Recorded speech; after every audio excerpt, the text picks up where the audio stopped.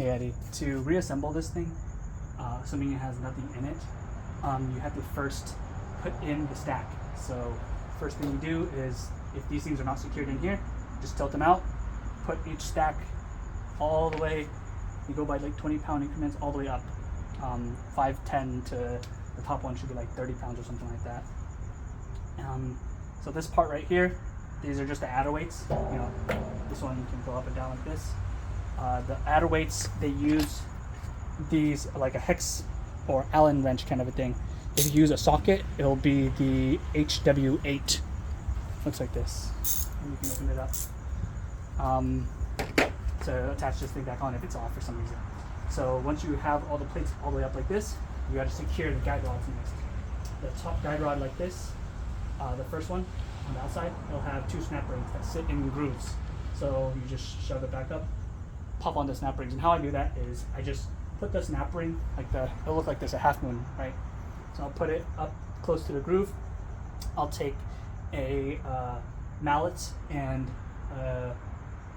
flathead screwdriver, and I'll just kind of tap it in until it eventually like forces its way and snaps on. And I'll do it top and bottom. I don't really care if this paint scratches up on top or bottom, so just do that. Do the first one, and then the second one, you're gonna want to use this socket Allen wrench set, because a normal Allen wrench cannot fit in this thing very easily. So tight. And then once you have that, you want to thread the cable over the pulley. So the pulley itself will consist of 2 sides. One side that's just like a normal hex head like this, in which you'll use, I think, a 9/16 on this side, and 9/16 or whatever on the other side, or it might be one of these Allen wrench sets also. So you screw that back on, you thread the cable from back here over the pulley on that side, over this pulley, down here, down straight down here. Then let's get a little closer. Thread down there, underneath the other side of this screw, because this screw is holding in a round plastic piece, underneath and up. So it's going to be kind of hard, this part right here, to shove it down and up. What I like to do is I like to bend this, like pre-bend this wire or this belt into kind of like a U-ish shape, you know, like this, instead of having it like just straight down like this, like bending it a little bit, so that when you shove it down hard and fast, it'll kind of like curl out a little bit, and you'll see it poking out here. You'll see it poke out a little bit right here.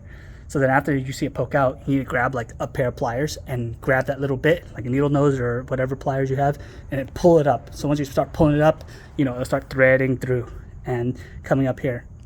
Now, when you're at the very bottom of this, it'll be hard to like thread it through and pull it up, because you want the cable not to have like very much slack at all. So what I do personally is I just have it on the very first setting, then I pull this up so that the cable is nice and loose. See how the cable's nice and loose? Like, I pull it up, I put my knee underneath like that, so that I have ample, you know, slack to play with. And then basically you'll see the marks where it was clamped previously, because the clamp on both sides has like these, it's like serrated teeth, almost like ridges that like bite onto this cable. So you'll see the ridge marks on here, so you'll know how much to pull this up so that it's not it has no play basically in the cable.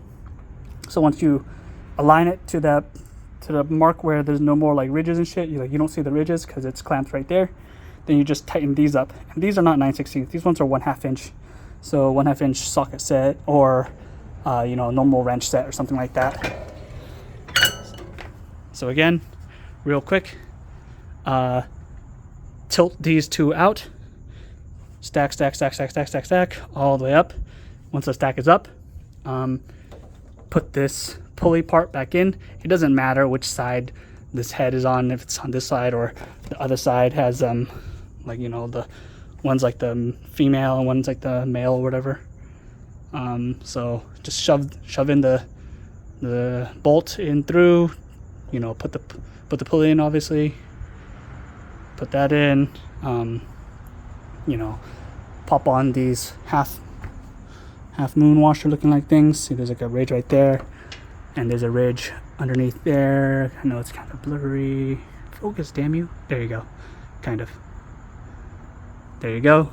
And then on this one right here, hard to see, but you basically kind of need this HW8, you know, and it goes, you'll only be able to turn it like a quarter turn at a time. Yeah. And then once that's on, thread the cable over, down, up, clamp it on.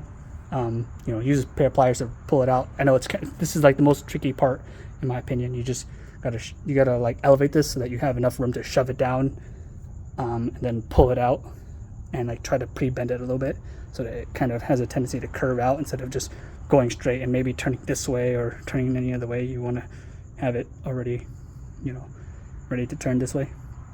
Pull it out, pull it up into here, clamp it down with you know, an adequate amount of force. Doesn't have to be like crazy, with a 1/2 inch head.